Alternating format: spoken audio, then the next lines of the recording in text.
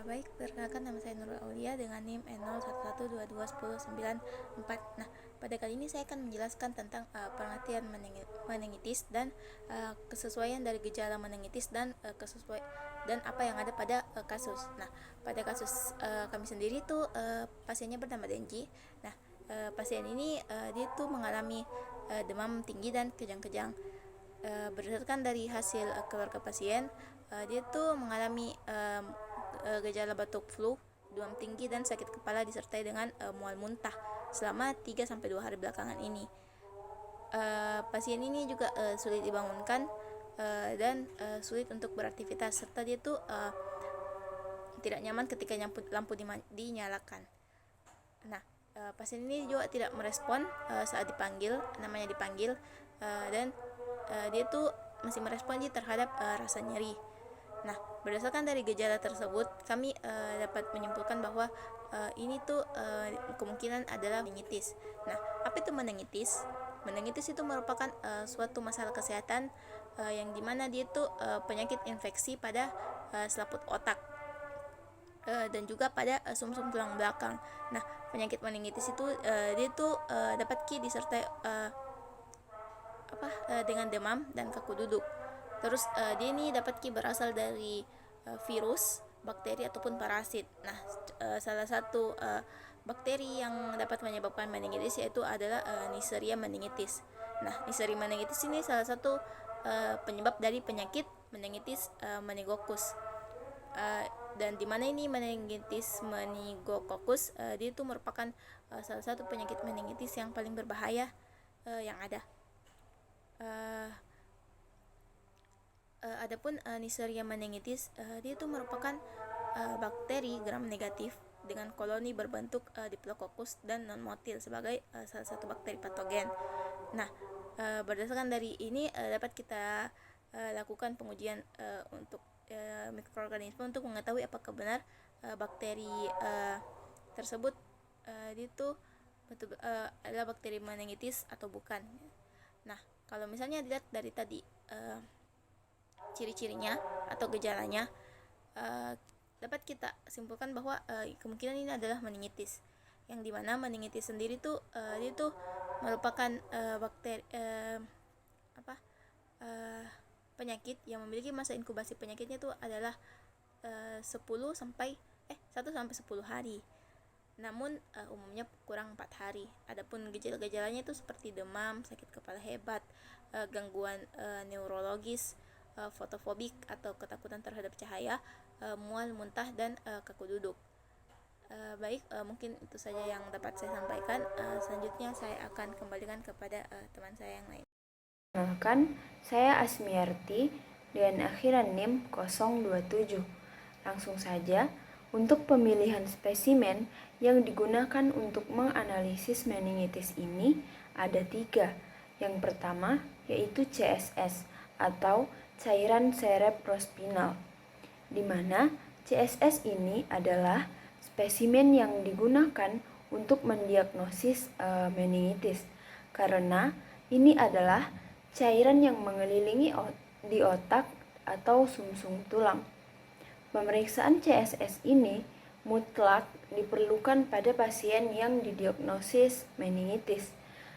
Kemudian, pengambilan sampel CSS ini melalui prosedur yang disebut dengan lumbal fungsi, di mana dengan menggunakan jarum khusus CSS ini dapat diuji untuk mengidentifikasi patogen seperti bakteri, virus, ataupun jamur, dan juga dapat menghitung jumlah darah putih atau leukosit, mengukur konsentrasi glukosa, dan melihat tingkat protein. Adapun bahan dan alat yang digunakan untuk prosedur lumbal fungsi ini yaitu ada disinfektan kulit, sarung tangan steril, kain kasa steril, masker bedah, plaster, jarum fungsi lumbal, tabung steril dengan tutup ulir, syringe dengan jarum, kontainer, plastik sampah, dan medium transisolate plus venting needle. di mana untuk prosedur fungsi lumbal ini yang pertama yaitu menggunakan masker bedah dan sarung tangan. Lalu diberi label tabung meliputi nama, nomor ID, tanggal, dan waktu pengambilan. Pastikan pasien tidak banyak gerak dan posisinya seperti pada gambar. Kemudian lakukan disinfeksi pada area penusukan. Lakukan penusukan dan tampung CSS sebanyak 3-4 mili. Kemudian bagi dalam 2-3 tabung dengan masing-masing tabung sekitar 1 mili. Lalu cabut jarum dan lakukan penekanan bekas tempat penusukan dengan plester. Lepaskan masker dan sarung tangan, cuci tangan dengan sabun antiseptik, lalu kirim spesimen untuk kultur mikrobiologi ke laboratorium pada 1 jam dalam 1 jam pada suhu 20-35 derajat Celcius. Bila tidak memungkinkan, CSS dapat dimasukkan ke dalam medium transisolat. Bila medium ini tidak tersedia, CSS dapat diinkubasi pada suhu 35-37 derajat Celcius dengan 5% CO2. Assalamualaikum warahmatullahi wabarakatuh. Selamat malam, perkenalkan nama saya Rina Rosari dengan akhiran NIM 120. Saat ini saya akan menjelaskan tentang prosedur inokulasi CSS ke dalam T1 medium adalah sebagai berikut. Yang pertama, T1 medium disimpan pada suhu 4 derajat Celcius, kemudian dihangatkan pada suhu ruang sesaat sebelum digunakan. Yang kedua, beri label botol T1 medium sesuai dengan identitas pasien. Yang ketiga, gunakan forceps steril untuk menarik tutup foil T1, tutup aluminium foil T1 medium, dan lakukan disinfeksi pada tutup karet dengan alkohol 70% atau bukan povidone iodine. Kemudian yang keempat, ambil 0,5-1 ml CSS menggunakan syringe dan masukkan ke dalam botol T1 medium. Sisa CSS dalam tabung disimpan pada suhu 20-25 derajat Celcius untuk pemeriksaan mikroskopik atau gram dan pemeriksaan lain. Yang kelima, goyangkan botol beberapa kali untuk mencampur CSS dengan T1 medium. Yang keenam, bila pengiriman spesimen dilakukan keesokan harinya, tusuk tutup karet botol dengan venting needle, kemudian pastikan ujung tidak menyentuh spesimen. Lalu bila spesimen dikirim dari hari yang sama dengan pengambilan, tidak perlu dilakukan penusukan dengan venting needle. Terus kemudian inkubasi spesimen pada suhu 35-37 derajat Celcius dengan 5% CO2 atau sungkup lilin. Bila pengiriman spesimen dilakukan lebih dari 4 hari, cabut venting needle dan tempatkan spesimen pada suhu ruang. Yang terakhir, sebelum spesimen dikirim, cabut venting needle dan disinfeksi bekas tusukan dengan alkohol 70%. Sekian dari saya dan terima kasih. Baik, Assalamualaikum warahmatullahi wabarakatuh. Sebelumnya perkenalkan nama saya Resti Ayu dengan akhiran NIM 152. Di sini saya akan melanjutkan dari paparan teman saya. Selanjutnya itu ada darah, di mana pada kasus dengan kontraindikasi punyi lumbal atau diduga dalam fase bakteri kimia, maka spesimen darah menjadi pilihan. Nah, bila dengan pemeriksaan darah sudah dapat ditegakkan diagnosis meningitis, pneumokokus, maka tidak perlu lagi dilakukan pengambilan CSS. Adapun bahan dan alat yang dibutuhkan untuk pengambilan spesimen darah yaitu pertama disinfektan kulit atau alkohol 70%, sarung tangan steril, kain kasa steril, plester, kapas gulung, turniket, sling dan needle, transport karir, plastik sampah biohazard, dan kultur darah, di mana dia itu disimpan pada suhu 4 derajat Celcius dan dihangatkan pada suhu ruang sesaat sebelum digunakan. Selanjutnya ada pun prosedur dalam pengambilan spesimen darah, yaitu pertama gunakan sarung tangan, selanjutnya beri label botol kultur darah, kemudian disinfeksi tutup karet botol dengan alkohol 70%, siapkan tangan yang akan diambil darahnya, lakukan disinfeksi pada lokasi yang akan ditusuk, lakukan pengambilan darah pada vena dan segera inokulasi ke dalam botol kultur sesuai ketentuan volume. Untuk anak-anak 1-2 ml darah dimasukkan ke dalam 20 ml kultur broth atau disolusi 1:10 sampai dengan 1:20. Sedangkan untuk dewasa 5-10 ml darah dimasukkan ke dalam 50 ml kultur broth atau disolusi 1:5 sampai dengan 1:10. Kemudian dilakukan penanganan bekas tusukan dengan kapas gulung dan plester. Goyang beberapa kali botol kultur hingga spesimen tercampur dan segera kirim ke laboratorium dengan suhu 18 sampai 37 derajat Celcius. Nah, bila tidak memungkinkan segera pengiriman spesimen, inkubasi spesimen pada suhu 35 sampai 37 derajat Celcius dengan 5% CO2 atau sungkup lilin. Dan lepaskan sarung tangan serta cuci tangan dengan sabun antiseptik. Nah, adapun yang terakhir yaitu spesimen khusus. Perlu ditekankan kembali bahwa spesimen khusus itu hanya digunakan saat otopsi oleh petugas yang mempunyai wewenang melakukan tindakan tersebut. Cairan otak dimasukkan ke dalam tabung steril dan dikirim ke laboratorium mikrobiologi dalam kondisi dingin atau beku. Jaringan otak dan selaput otak difiksasi dengan formalin dan dikirim ke laboratorium patologi anatomi. Baik, sekian dari saya. Untuk presentasi selanjutnya akan dilanjutkan oleh teman saya. Jadi perkenalkan saya Fira dengan NIM N0112210966. Jadi di sini saya akan menjelaskan terkait metode konvensional dalam penentuan spesimen klinis atau analisis spesimen klinis penyakit meningitis. Nah, sesuai yang dijelaskan teman kami tadi bahwa kami menganalisis spesimen klinis berupa cairan cerebrospinal dari pasien. Nah, di mana metode konvensional yang kami gunakan ini adalah pengecatan gram. Nah, jadi alasan kami memilih pengecatan gram ini dikarenakan pengecatan gram ini adalah metode yang paling sederhana dan mudah untuk dilakukan di skala laboratorium. Dan analisisnya itu kita dapat menggunakan mikroskop. Nah, jadi metode pertama ataupun langkah pertama yang dilakukan itu adalah penyiapan preparat atau preparasi. Nah, di mana cairan cerebrospinal ini nanti kita lakukan sentrifugasi di dalam tabung Eppendorf dengan kecepatan 1000 rpm selama 10-15 menit. Nah, kemudian kita siapkan objek gelas. Nah, kemudian cairan cerebrospinal nanti dia akan diinokulasikan ke objek gelas, kemudian dapat dilakukan yang namanya fiksasi. Jadi, fiksasi di sini itu kita dapat lakukan dengan pemanasan langsung maupun dengan merendamnya dalam etanol 95% selama 1 menit. Nah, kemudian setelah itu kita lakukan pemberian warna. Nah, di mana pemberian warna di sini adalah yang dimasukkan adalah cat kristal violet sebagai cat pewarna pertama.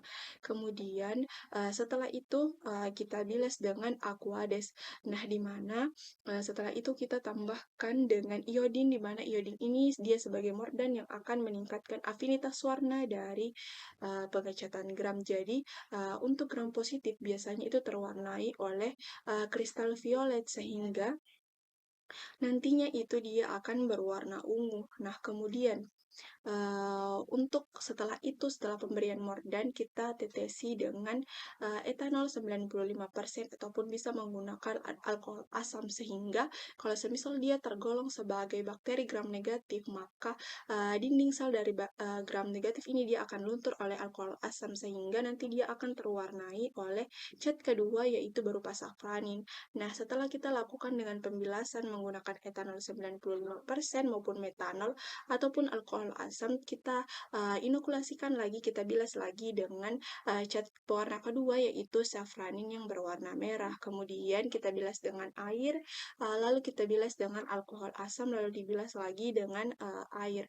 Nah, kemudian setelah itu kita lakukan pengamatan di mikroskop 100, kemudian perbesaran 100, kemudian dia diberikan minyak imersi untuk mengidentifikasi secara langsung secara mikroskopik dengan bentuk yang jelas karena dalam analisis ini kita hanya mengamati bagaimana bentuk koloni dan warna dari koloni yang menyebabkan hal utama yang menyebabkan terkait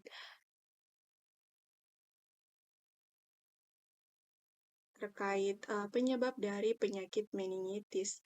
Nah, kemudian berdasarkan analisis yang kami dapat bahwa Neisseria meningitis ini adalah penyebab dari penyakit meningitis sehingga dapat dilihat dari pengamatan mikroskop bahwa koloninya itu dia berbentuk kokus dan terwarnai oleh safranin sehingga dapat disimpulkan bahwa Neisseria meningitis ini adalah bakteri gram negatif karena koloninya itu terwarnai oleh cat safranin yang digunakan. Mungkin hanya itu saja, saya serahkan ke pemateri selanjutnya. Perkenalkan, nama saya Cornel Akin, Spectral Finding dengan NIM N01121117 dari kelompok 2. Nah, pada kesempatan kali ini saya akan menjelaskan tentang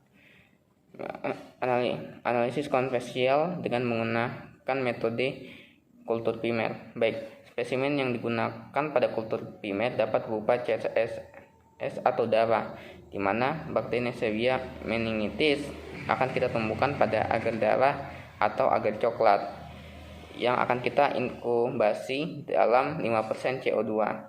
Nah, perlu diketahui bahwa bakteri Neisseria meningitis ini tumbuh pada suasana lembab sehingga pada dasar inkubator perlu ditambahkan wadah air. Nah, prosedur kerjanya adalah pertama kita inokulasikan 1-5 tetes CSS pada agar darah dan agar coklat dalam 1 jam setelah pengambilan sampel. Nah, bila CSS disentrifugasi sebelumnya, kita cukup mengambil 1 tetes saja. Gunakan loop steril untuk melakukan inokulasi dan lakukan inokulasi spesimen yang sama ke dalam PHI board. Inkubasi media agar dan media cair yang telah diinokulasikan selama 18-24 jam pada suhu 35-37 derajat Celcius dengan penambahan 5% CO2. Dan setelah itu diamati pertumbuhan koloninya. Baik, mungkin sekian yang dapat saya jelaskan. Terima kasih untuk kesempatannya dan terima kasih. Baik, perkenalkan nama saya Regita Cahyani Yunus dengan NIM N0112111007. Nah, di sini saya akan menjelaskan alasan kami memilih metode cepat rapid diagnosis test. Nah, rapid test ini dipilih untuk mendeteksi antibodi dari darah seseorang. Tes ini tidak dilakukan ke semua orang, tetapi hanya pada orang yang memiliki risiko tinggi atau mengalami kontak langsung dengan orang yang terinfeksi. Gunanya rapid test ini untuk mengetahui orang yang terinfeksi atau tidaknya. Selain itu, dapat juga digunakan untuk mempermudah mendeteksi apakah terdapat virus yang berbahaya pada penyakit meningitis. Sekian dari saya dan terima kasih.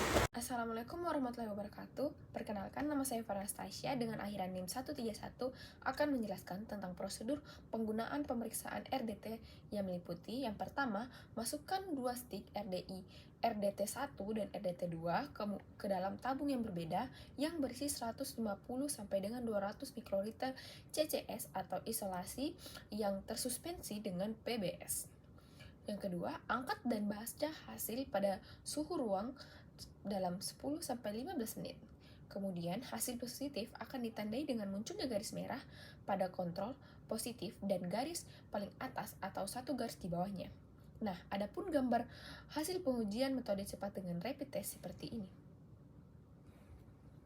Nah, meningitis ini merupakan kondisi di mana suatu peradangan yang meliputi saraf otak dan saraf tulang belakang, kemudian dapat didiagnosis. Meningitis ini biasanya dilakukan melalui pemeriksaan tes fisik, tes darah, dan pencitraan. Kemudian, prosedur diagnosis utama untuk mengenai meningitis yaitu rapid test yang dipilih sebagai tes cepat yang digunakan untuk mendeteksi antibodi dalam darah seseorang. Rapid test ini juga tidak digunakan untuk semua orang, namun hanya beberapa orang yang memiliki risiko tinggi untuk mengalami kontak dengan orang yang terinfeksi. Oleh karena itu, rapid test menjadi acuan dasar yang memudahkan orang untuk tidak terinfeksi secara langsung. Selain itu, ada pun alasan penggunaannya karena dia mudah digunakan secara langsung dan dapat diketahui apakah ada virus yang berbahaya atau tidak saat kita menggunakan rapid test. Sekian dari penjelasan saya. Makasih.